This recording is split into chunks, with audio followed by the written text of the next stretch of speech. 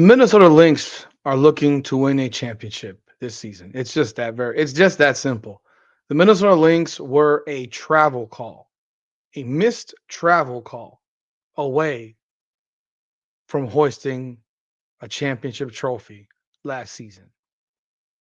So you can only be you know that all that it's win or go home. There is no solace in getting to the championship and losing again. There's no moral victory for the Minnesota Lynx. And we're doing our preview on the Minnesota Lynx in this edition of Rudy's Rant, Her Game, Her Way Women's Basketball. We talk facts over feelings. I'm your host, Rudy Rodriguez Show. Like the video, subscribe to the channel, leave a comment. We have a few teams left to go before the season starts, and we will get them all in before opening night. I promise you that. But Minnesota, let's talk about the Lynx. Let's talk about the Lynx. So the roster right now, as constructed, I don't even know how the hell that Aubrey Griffin is on this team still. Personally, I don't even know. I don't know. I don't know. She's a player that shouldn't have even been drafted. I don't know how she's on the team still. It just doesn't make a lot of sense to me. Maybe it makes sense to some other people, but when it comes to me and some of this stuff and some of what goes on in women's basketball in the WNBA, I just find myself at a loss for words at times because I just don't get what's going on. What is really going on here when you have a player who barely played, was injured forever, and you have her on your roster still? Let me see what she's done. Like, I don't even like. Is she still injured? She's not even listed. I'm looking at ESPN. She's not even. She didn't play. She must still be hurt. But again, then why are you keeping her? I don't get that either. That's just weird to me. Why would you keep? They played the Chicago Sky twice.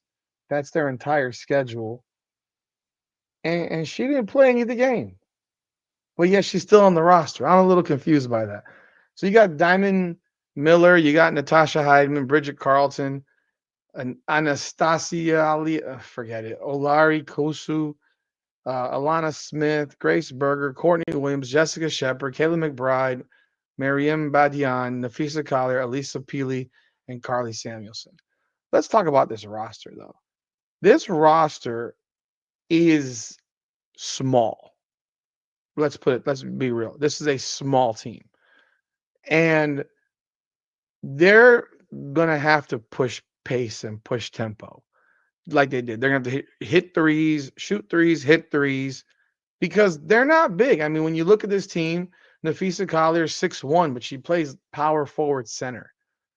You know, Jessica Shepard, I saw her the other day. She I thought she had a damn near had a triple double in that preseason game against the Sky. She had came off the she started. She actually had was it 10 why is this small? She had 10 points, 9 assists, and 8 rebounds. And they started a roster of Carly Samuelson, Bridget Carlton, Jessica Shepard, Collier, and Courtney Williams. Carly is Samuelson 6 foot tall, Shepard 6'4", Bridget Carlton is 6'2". So this is not a big team. These other women are slim. They're not big women. You know, Collier has the most girth on this team, and she's not exactly big. She just plays a lot bigger than her height. Just the way she plays. She's got very long arms. Obviously, a great player, one of the best players in the WNBA, in my opinion, number 2 overall, behind Caitlin Clark. Yeah, I'll say it again. Now, Kayla McBride did not play. Um, she hasn't. Has she played yet at all? She didn't play in the last game. Did she play in this game? In the first game? She didn't play in that game either. So she's dealing with something personal. I hope everything's okay with her. But she played well in Unrivaled, and obviously Collier played exceptionally well in Unrivaled until the end when their team just didn't get the job done. But this is a team that's almost the same team as last year. I mean, there's not a whole lot of differences. They bring back the core of their lineup, including Carlton, Heidemann, Alana Smith, Courtney Williams, Kayla McBride, Napheesa Collier. Like that's the core of their team. Those are the players that really played for the most part. Those are their big name players. They still have to make a couple of cuts, as does the entire league. I mean, I don't know who will be cut. I would presume Aubrey Griffin will be cut. Um, but this is a team that is familiar with it. They're familiar with each other. There's not a whole lot of question marks as to what they're expected to do, and and so forth. Courtney Williams is a lightning rod at guard. She has that ability to get real hot, and then she also has the ability that when she's not, she can not can be bad at times, but when she's hot, she can be deadly. You got shooters all over this floor.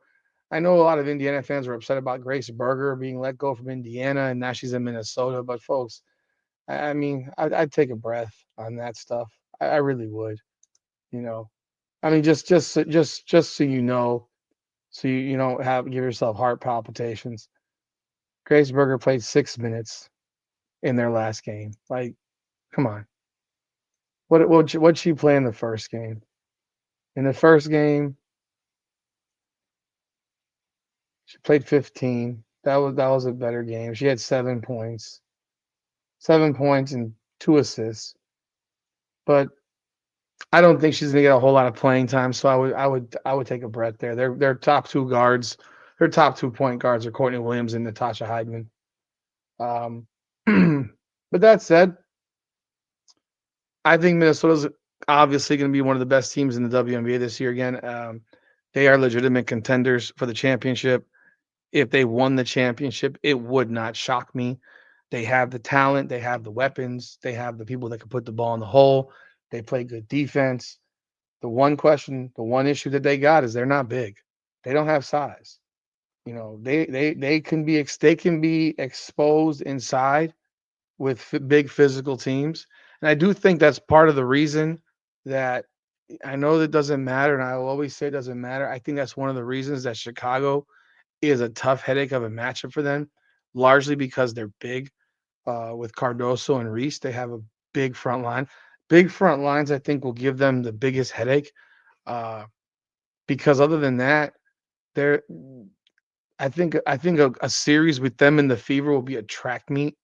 It'll be up and down because obviously, as you know, Indiana's not all that big either outside of Aaliyah Boston.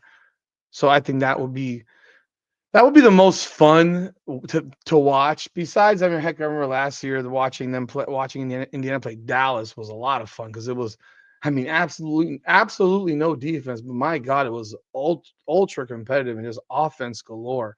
And it wasn't bad offense; it was quality play. So look out for the Lynx. Obviously, they're going to be very, very good. Um, with a 44 game schedule, what did I have them at? Let me look at my phone. I think they're the number 2 team in the league. I would think they're probably going to be somewhere between 35 and 38 wins. They're going to be really good, bro. I mean, real talk. They're going to be really good. Presuming that no one gets hurt, they're going to be probably. It, uh, it would surprise me to not see them playing Indiana in the championship, but we'll see, man.